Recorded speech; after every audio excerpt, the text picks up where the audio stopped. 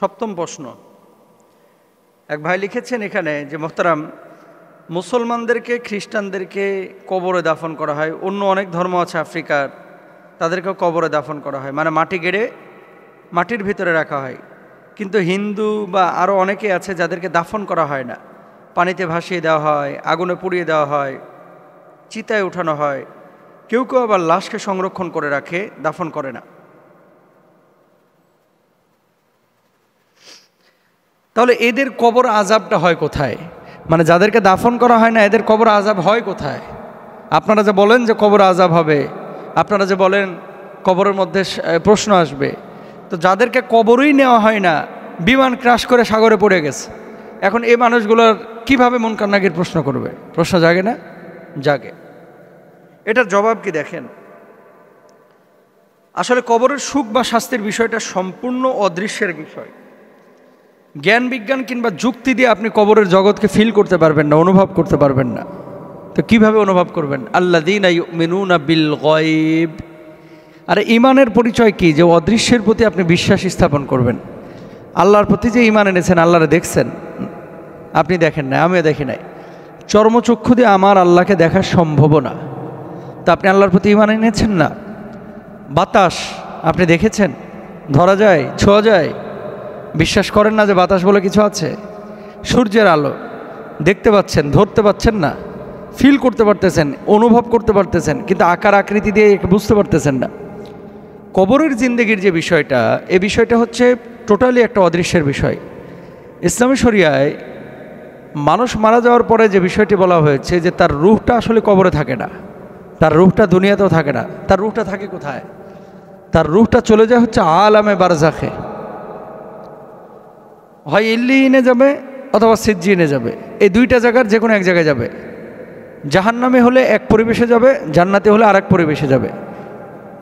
মানুষের মূলত আযাব বা প্রশ্নের বিষয়টা হচ্ছে তার রূহের সাথে, তার বডির সাথে না। দেখেন, এই বডিটা ততক্ষণ পর্যন্ত দাম আছে, মূল্য আছে, যতক্ষণ পর্যন্ত রূহ নামক পাখিটা আপনার এই বডি নামক খাঁচার মধ্যে আছে।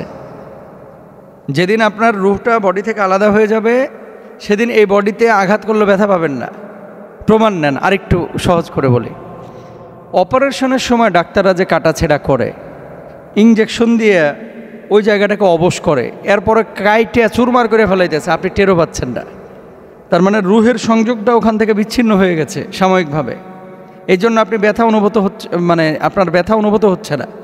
তা আল্লাহ সুবহানাহু ওয়া তাআলা কবরের জিন্দেগির যে সিচুয়েশনটা, পরীক্ষা, প্রশ্ন, মুনকার নাকিরের আশা, কবর আযাব, এটা মূলত অদৃশ্যের বিষয় এবং এটা আলামে বারজাখের বিষয়, যেখানে আপনার রূহটা যায়, সেই রূহের সাথে সম্পৃক্ত একটা বিষয়।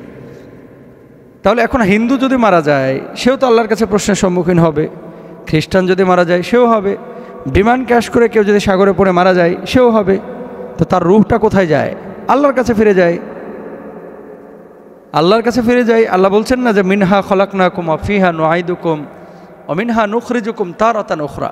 তো আল্লাহর কাছে যখন যাবে, ওই রূহের উপরে অত্যাচার হবে, ওই রূহের উপরে জুলুম, আযাব হবে, ওই রূহের উপরে শাস্তি হবে, ওই রূহকে প্রশ্ন করা হবে, ওই রূহের আপনার যেই পরিবেশ থাকবে, সিচুয়েশন বা যে মাকান থাকবে, সেখানে তাকে সেই প্রশ্নগুলো করা হবে। আর কবরের জিন্দেগিতে আযাবটা কবরের মধ্যে কিভাবে হয়? 70 গজ মাটির নিচে তাকে দাবিয়ে দেওয়া হবে, দুই পাশে মাটির দিয়ে তাকে চাপ দেওয়া হবে।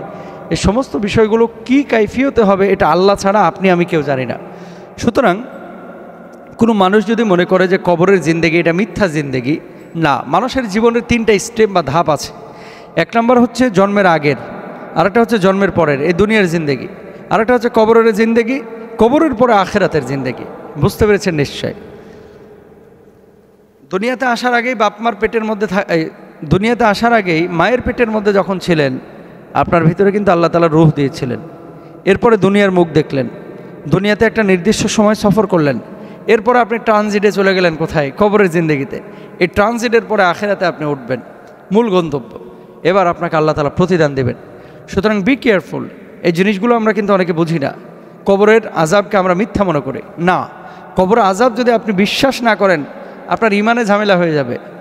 আফালা ইয়ালামু ইযা বুসিরা মা ফিল কুবুর, কবরের কথা তো আল্লাহ তাআলা কোরআনেও বলেছেন। আল্লাহ তাআলা আমাদের সবাইকে বোঝার তৌফিক দান করুন, কবরে যাওয়ার সামানা নিয়ে কবরে যাওয়ার তৌফিক দান করুন, আমিন।